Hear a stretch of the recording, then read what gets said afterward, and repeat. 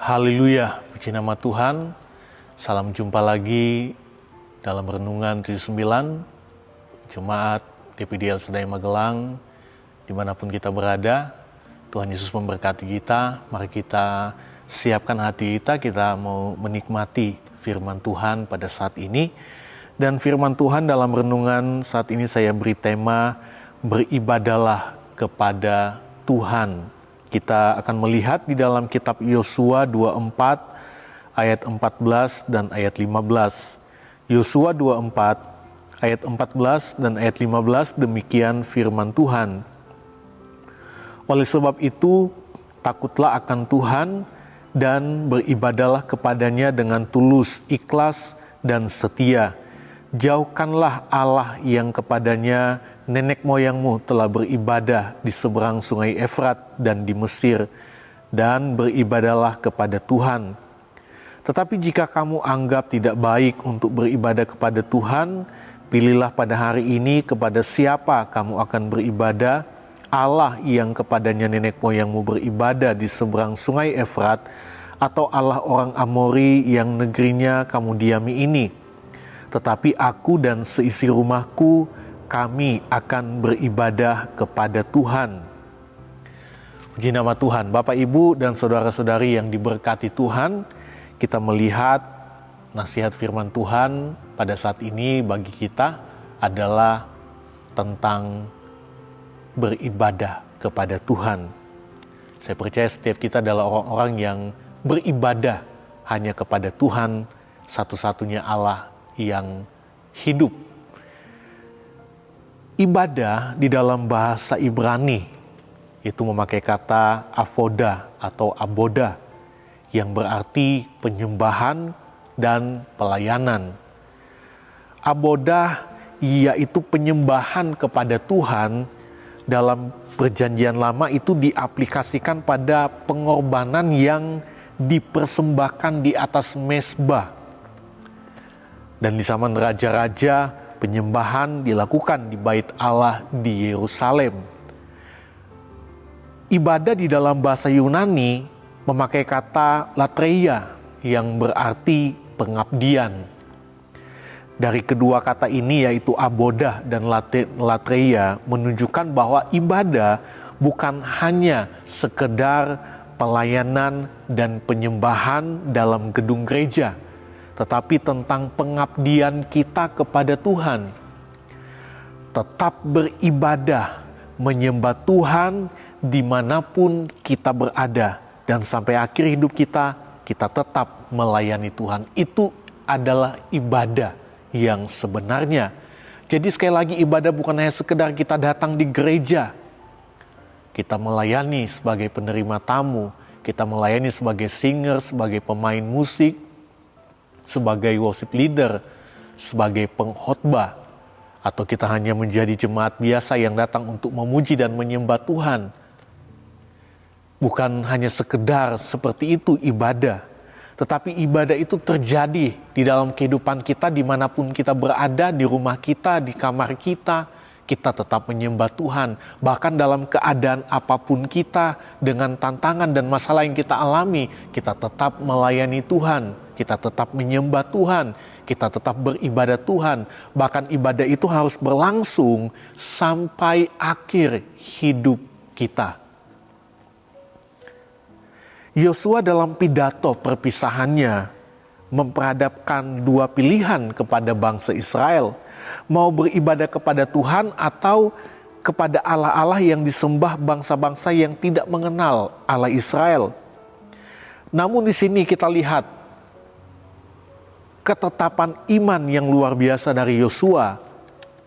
Ia dan keluarganya akan tetap beribadah kepada Tuhan Allah Israel, sebab hanya di dalam Dia ada keselamatan. Itu sebabnya Yosua katakan di ayat yang ke-15, tetapi aku dan seisi rumahku. Ini ketetapan iman yang luar biasa. Kami akan beribadah kepada Tuhan. Dalam hal ini bangsa Israel, mereka mau ambil pilihan yang mana? Mereka mau menyembah kepada Allah-Allah yang tidak dikenal, Mereka mau menyembah kepada Allah yang disembah oleh orang-orang yang tidak mengenal Allah. Itu urusan mereka. Yosua memberikan pilihan. Tetapi ketetapan hati Yosua, imannya, dia dan keluarganya, kami akan tetap beribadah kepada Tuhan. Ini satu pilihan yang benar. Dan Yosua berharap bahwa pilihan yang sama juga diambil oleh bangsa Israel, tetap beribadah kepada Allah yang hidup, Allah yang menyelamatkan. Nah, biarlah hal ini juga ada dalam kehidupan kita sebagai umat-umat Tuhan. Sekarang ini, umat-umat Tuhan yang ada di hari-hari ini, tetap beribadah kepada Tuhan yang hidup sampai selama-lamanya.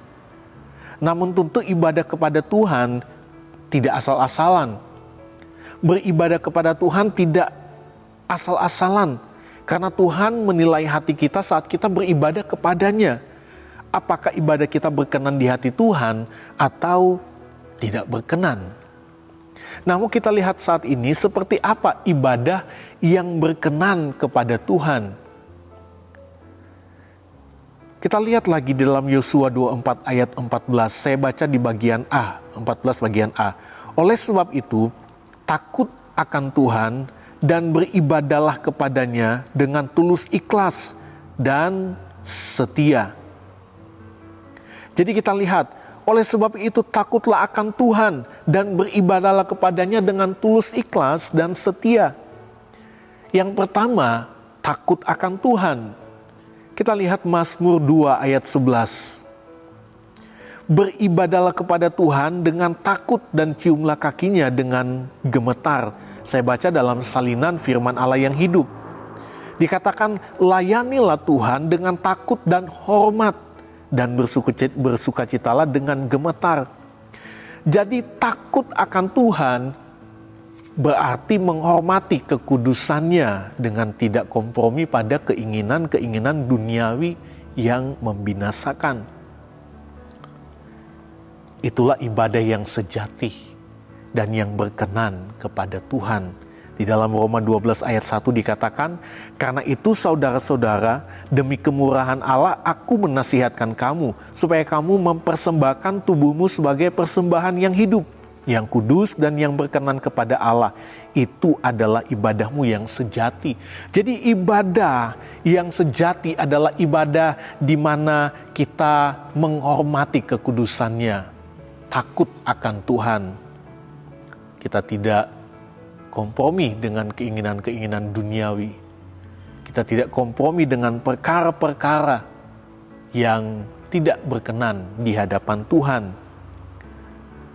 Nah, yang kedua, kita lihat seperti apa ibadah yang berkenan kepada Tuhan dengan tulus ikhlas dan setia. Ibadah tidak boleh dipandang sebagai rutinitas. Ibadah tidak boleh dilaksanakan karena terpaksa. Tetapi kita beribadah karena kita sadar akan kasih karunia Allah.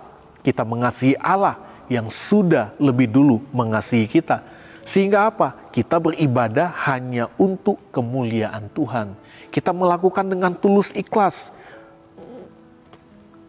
Kalau kita beribadah dengan tulus ikhlas dan setia kepada Tuhan, kita akan melakukan itu hanya untuk kemuliaan Tuhan.